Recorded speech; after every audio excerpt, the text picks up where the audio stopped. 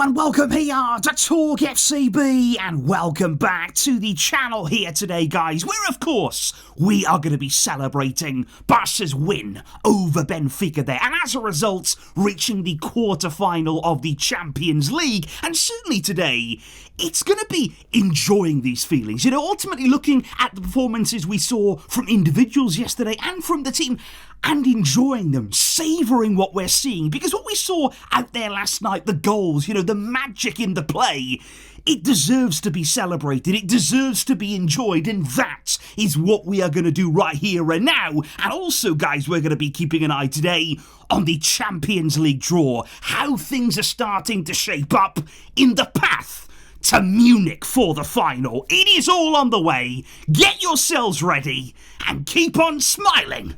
Let's do this, because we do have to kick off the celebrations here with some birthday super thankses coming in here, because Mustic Brown from Italy says, I am glad this will be my birthday. It is the best gift that I could have wished for here, Barca reaching the quarterfinal. And on the flip side of that there, Sergio is saying, can we beat Atletico Madrid on Sunday for my birthday? And right now, Barca, they're giving out gifts. They are giving out lovely, lovely presents to all of us with these performances and with these results. Thank you very much there, guys, for all of that great support. But what I actually want to start by saying here, with regards to Barca reaching the Champions League quarterfinal, which is obviously great, it's very, very important that we did that. We expected to do it against Benfica, but we delivered on that.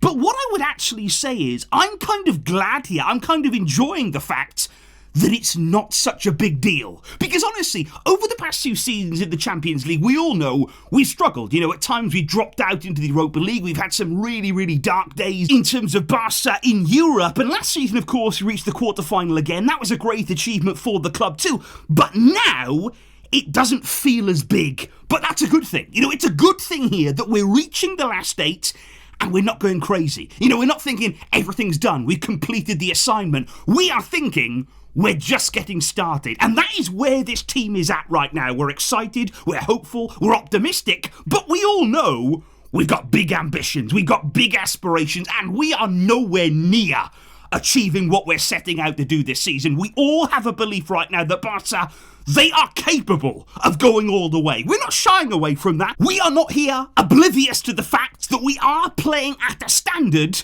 that's hard to match. It is hard to compete with. If Barca play at their best, the sky is the limit, and we keep on moving. We keep on pushing towards that goal. But before we do go on to talk about so many of the match winners from yesterday's game, a player that I actually want to talk about here first is Alejandro Balde, because he was somebody who, don't forget, coming off the back of last season, it was injury hit for Balde, quite inconsistent there, and he was kind of losing his way a little bit. He emerged as such a big talent, but last season, it really wasn't easy for him. And of course, then remember, when Hansi Flick arrived at the club, we were all thinking, can he really get Balde going again? And can he not only get him back to where he was, but can he develop him? Can he work on Balde going forward? Because right throughout his time at Barca, Balde has been seen as more of a defensive fullback in some ways. Somebody there who would keep it very, very tight. He was such an important part of that fantastic Xavi defence at their best.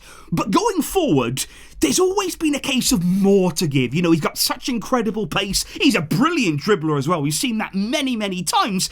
He can do so much more in the final third. And what we started to see this season now is Flick's work. He has definitely taken Balde aside. He has definitely worked on him. He has drilled him there in the final third. And he is enjoying Hansi Flick's style of play too. The way that Raphinha, of course, likes to cut inside. He's got full freedom to do that there from the left. Balde then can explode onto that left wing and do some great work. And that is what we are seeing so far this season. It continued yesterday. He's now got 7 assists this campaign and a goal as well.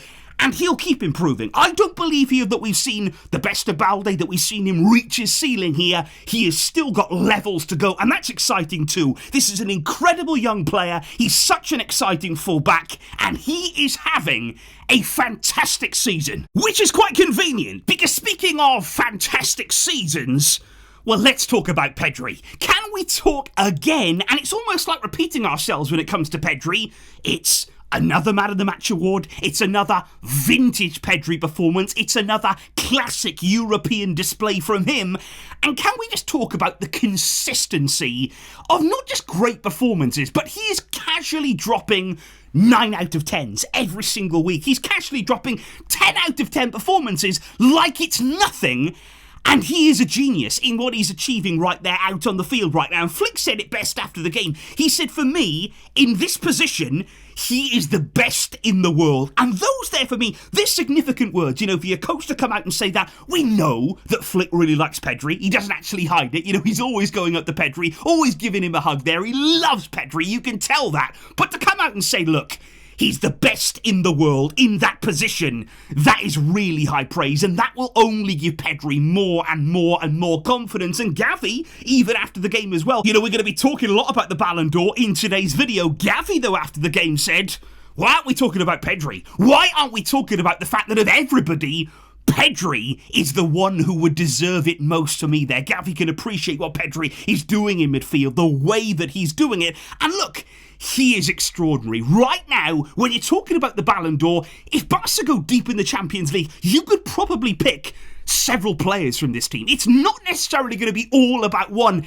So many different areas of this team are showing their quality, their ability on the world stage, and I am personally enjoying the fact that we're hearing all of these Barcelona names being mentioned by people in the media there and watching the games. When you're talking about the Ballon d'Or, it's nice again to be in this conversation. We haven't been at this stage now for several years, and that is really, really nice as well. And well, can we talk about Yamal? I mean, we go from one world-class, world-beating player to another. I mean, what a goal. I still have not gotten over what he did last night. The way that he just cuts in, it's so effortless, it's so carefree. And the finish, it's just so casual. He just chips it over the goalkeeper, he just angles it there. It's as though he picked up the ball and he placed it with his own hands exactly where he wanted it to go. It was absolutely inch perfect from Yamal. And again, what can you say about him? He is doing things that we haven't seen before, that we haven't seen in football hardly ever. And he's in our team. We've got him. And sometimes I pinch myself thinking, we have Lamine Yamal. He is a player here who not only is just doing incredible things, he's so young. We're going to have this guy for many, many years to come. He wants to be here. He dreams of playing for Barca, and all that we have to do is look after him, and he will do the rest. And what I also loved was after the game, Raphinha came out, and in his interview, now remember that Raphinha, he's been incredible. We're going to talk about him in just a minute. He came out, though, and he wanted to talk about Lamine. He wanted it to be talking about Lamine Yamal. He said, giving me the assist for Yamal's goal, that's a joke. He said that was a joke. I think that he should have gotten the goal and the assist for that. He said basically the goal was so good, he deserves it all. Give it all to him. And then he went on to say, Yamal can become the greatest of all time. I mean, those are big words. That is a huge statement from Raphinha. But actually, guys, what I would take from that is Raphinha's own attitude. Because like I say, he was somebody yesterday who was out there balling. He's been doing that all season long in the Champions League. He could have been the star, the one person that everybody was talking about. He could have just wanted to talk about me. No, he wanted to talk about what Yamal did. And that is his personality, his mentality. That is why he belongs with the captain's armband. He is selfless. You see that in his performances. You see that in the way that he works for the team. And those two, the partnership they have, the connection that they possess, it is beautiful, and it can lead us to greatness. There is no doubt in my mind about that. No doubt at all. These two can carry us forward in the biggest of games, in the biggest of moments. If I've got Raphinha and I've got Yamal leading my front line, I'm backing myself. I am backing Barca to get the job done. Because let's talk again and again. We're repeating ourselves here, but it's because of the consistency. Let's talk about Raphinha's Champions League campaign.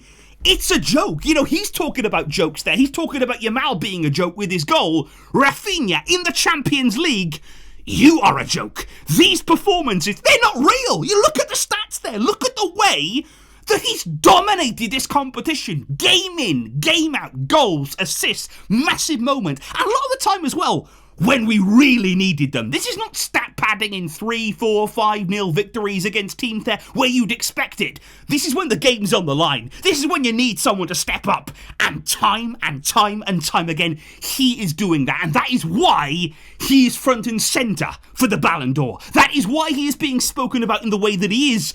He is a big game player, and there is no better compliment, there is no better player to have than that. He is the man that rises to the occasion. And let's be honest, guys, let's be real here. When you're thinking about the Ballon d'Or, he was massively helped yesterday too, not only by his own performance, but by what happened at Anfield. Liverpool exiting the Champions League, we are going to talk about that too in a minute, but Salah's exit, that is going to help Raphinha, make no mistake about that. Salah has had an incredible season, but heading out of the Champions League in the round of 16 stage, and especially as well, having not played well over the 2 legs there against PSG, that's going to hurt Salah's chances. You cannot deny that at all here. So Raphinha, he had a wonderful night, both individually and from a team perspective.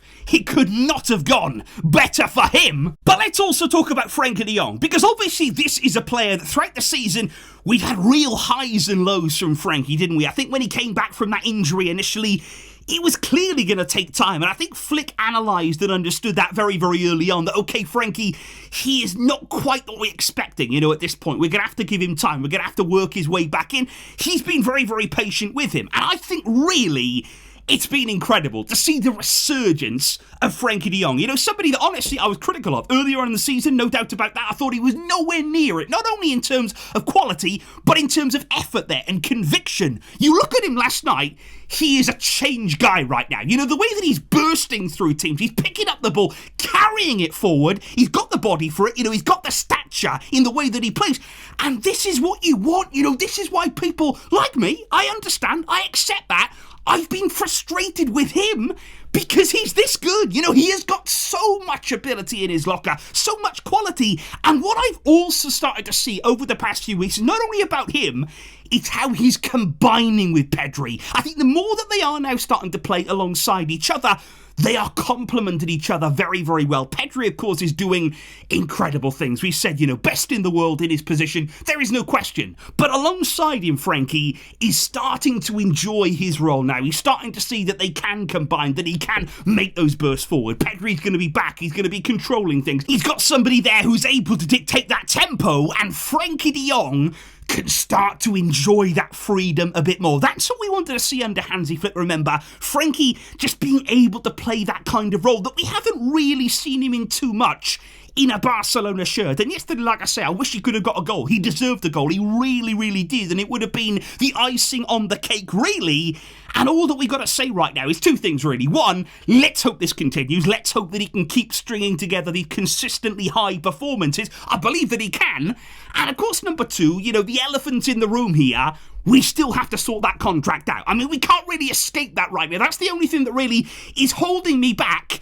We still don't know what's going to happen with his future. I don't want us to get in here to a really messy situation of one final year to go on that deal. Nobody wants to go there. Nobody wants it to become a real saga again. Let's wrap up that contract situation. Let's understand. Let's get together. All parties can find an agreement there.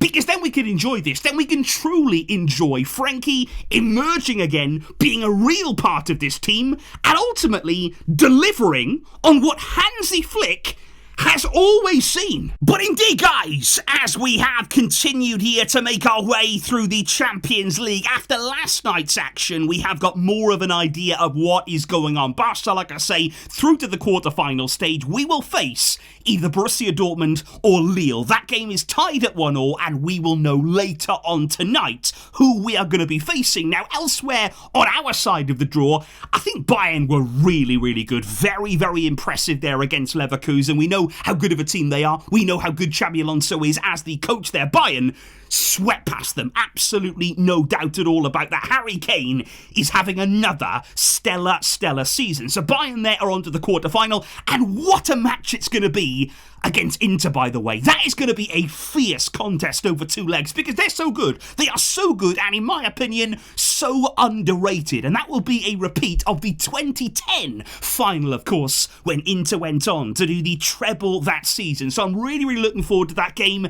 And that is going to be a big one on our side of the draw. If we were to get through to the semis, we would be facing either Bayern or Inter. And that is something to keep in mind. And of course, over the other side, guys, well, Liverpool are gone. I mean, it's as simple as that. The team that finished top, remember, of the league phase that we were thinking maybe we could set up a final against Liverpool, maybe. Well, they're out at the round of 16 stage there. PSG putting them out. And I think over the course of the 2 legs, it was probably a fair result. PSG under Luis Enrique are playing some fantastic stuff right now. And obviously, can we just say, now Dembele scores against Liverpool. Now Ousmane Dembele can actually put it in the net against Liverpool. Where was this 6 years ago? Yeah, it was a long time ago. No, I'm still not over it. Where was the finish then? Unbelievable. You know, I'm still triggered. I am. I will. I'll be honest. I am. But, you know, whatever. Dembele has scored. PSG are through. And they are a team who are really, really looking good right now. They're probably going to face Aston Villa in the quarterfinal stage. Arsenal, of course, are pretty much through, I think it's safe to say, against PSV. And also tonight, we have Real Madrid against Atletico. Which of those will make it through there to the quarters? But I like where we stand right now. I am liking the position here that Barca are in. I like our section of the draw. I think we can sort of work our way into the knockout stages. I feel for Liverpool having a game like that so early on in the knockouts despite finishing top of the league phase. But that is how the cookie crumbles, guys. So do let me know in the comments down below, how are you feeling right now about Barca and their chances about going all the way? Do you believe it? Do you feel it in your veins? Can we make it all the way to the final in Munich? I will see you soon, guys. There will be plenty more to come, and we have a massive game on Sunday against Atletico Madrid. I'll catch you all then for the big, big moments to come. Thank you for all of your support. But until next time, as always, Vejka, El Barça.